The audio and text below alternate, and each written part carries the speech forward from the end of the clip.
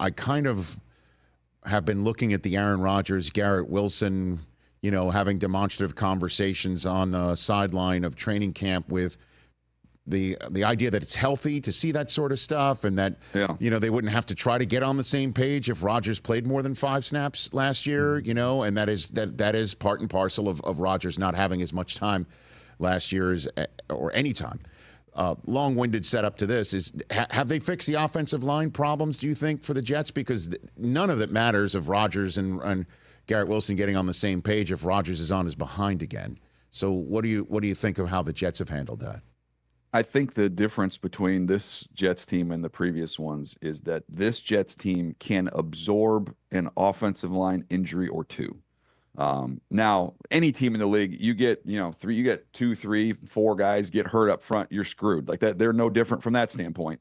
But I think in years past, it's been like, man, take Vera Tucker out of there, it was like the Jenga piece, and then the whole thing kind of fell apart. I think they've done a good job. When you go out and get Ola Fashanu, when you go get the 2 tackles, the veteran tackles that you plug in there with Moses and Tyron Smith, like they can afford one of those guys, maybe even 2 of them, and survive with the depth that they have there now.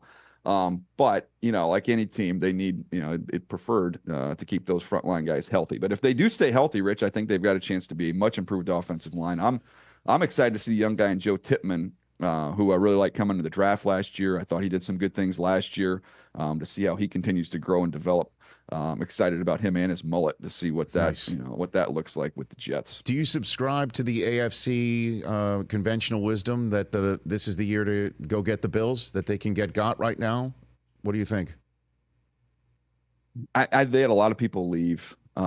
But I just feel like at the end of the day, when you look at the quarterback and the head coach, and you look at the culture, those 3 factors, they've won a bunch with this group. Josh, I still think, as crazy as it is, and he's one of the 3 best quarterbacks in the NFL, I still think there's room for him to grow and continue to even get better.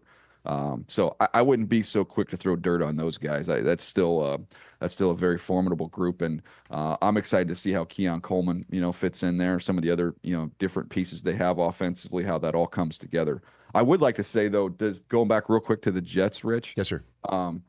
Does Garrett Wilson, for having an argument with like a Hall of Fame quarterback, does like the wide receiver union, does he get like a plaque for that? Does he get like, what do you get for that? It's like your membership. You're like a full-fledged member now of the star wide receiver group when you've had some type of a battle there with a Hall of Fame quarterback. I think it's a certificate. I don't think it's as, okay. I don't think it's as,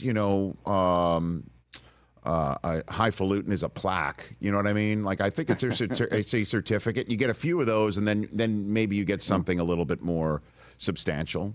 I would think. But in all seriousness, I mean, how many times do you see that sort of thing, right? I mean, it happens all the time. And this is the laboratory. This is the lab right now, man. Like, I didn't make anything of that. This is the generational divide right here, okay? Because I during this time of the year, I'm going to camps when I can. I'm getting up to the NFL Network and doing duties there.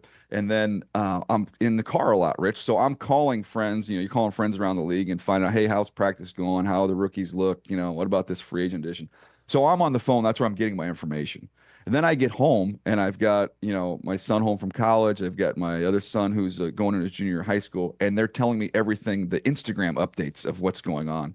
So there's like these major Instagram stories, but I'm not getting that same feedback when I talk to people on the phone. So it literally is like a generational gap of how you gather information and what your perceptions might be. Catch the Rich Eisen Show every single day on the Roku channel, 12 to 3 Eastern, for free.